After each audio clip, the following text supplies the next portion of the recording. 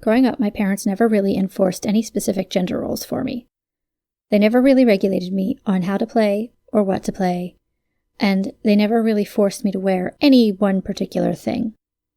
When I was 8, I started telling my mother that Sherry didn't feel right, that Sherry didn't feel like my name, that Sherry didn't feel like who I was. Previously willing to wear pink and sequins, I suddenly refused to wear dresses except when explicitly asked for special occasions.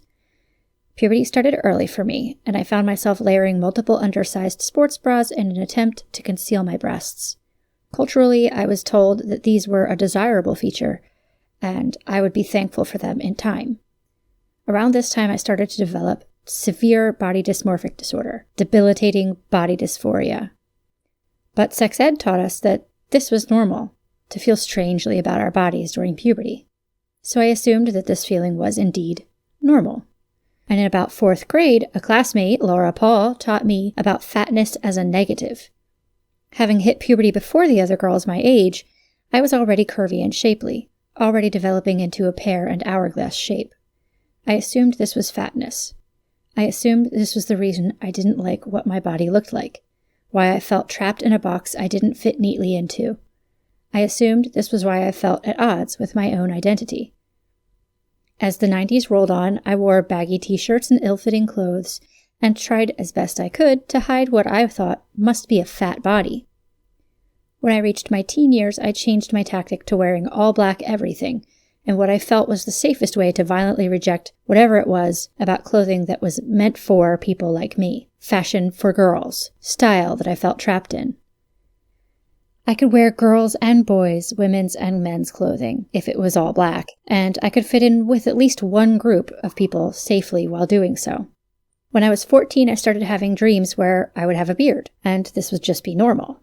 And soon I started having dreams where I had no breasts, or where I had no gender signifiers at all, or where I was just entirely a man. I started asking my mother questions like, would you still love me if I was gay? And what if I had been born a boy? As I got older, I got fatter. For real fatter, not just body dysmorphic disorder fatter. And as puberty seemed to be finishing up with me, I assumed that the fact I still hated my body was because I was fat. Over the years, many of you have watched me grapple with how to express my identity in a way that felt authentic to me. From jeans and a t-shirt all the time, to cotton midi dresses with leggings all the time. And as I aged into a professional work environment and culture, I spent ample time in ladies' business casual attire as well. In my years after college, I unlearned a lot of fat phobia. I realized all my life that I had always been able to appreciate and love and find beauty in any other body, no matter how fat. And even though I knew cognitively that my body should be no different, I could not love my own. I could not accept my own. But why? And in my time unlearning fat phobia, I became a feminist. I rejected gender roles and gender norms that didn't make sense to me. I didn't shave my armpits or legs just because culturally I was expected to. I didn't pay any mind to which products were marketed to me based on what is between my legs. I saw that a lot of what I am expected to do based on my sex is really just arbitrary nonsense. Some of you will remember that starting in 2017, I began a long path of substantial weight loss. Having emerged on the other side about 160 pounds lighter, surely I thought my body dysphoria and my body dysmorphic disorder would come to an end. But it did not. And a question I didn't know how to ask remained. Then COVID and quarantine hit, and I found myself no longer having to dress in any particular way, or to perform my identity in any frankly pointless ways. I was alone in my own world, and I could express my identity, or allow it to express itself, in whatever way came naturally.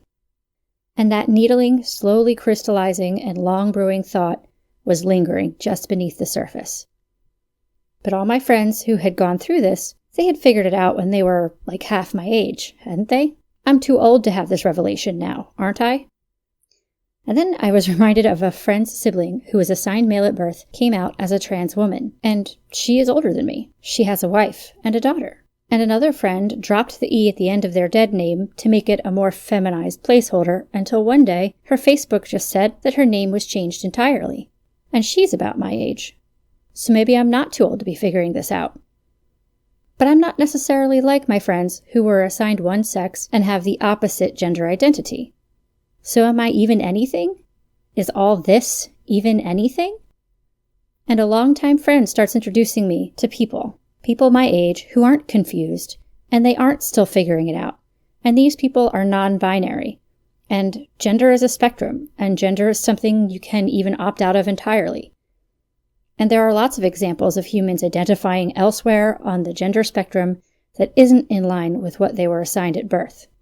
There are people that don't sit entirely with the girls, nor entirely with the boys. And that thought, now a screaming voice inside me, is there. So I tell my husband first, and then I tell my mother. And they both say that all this actually makes quite a bit of sense, all things considered. And they help me pick a new name for myself. And here I am now. Not a cisgender woman, but not a trans man. I am genderqueer, and my name is Loop Keaton Borgstrom. And you can use they, them pronouns.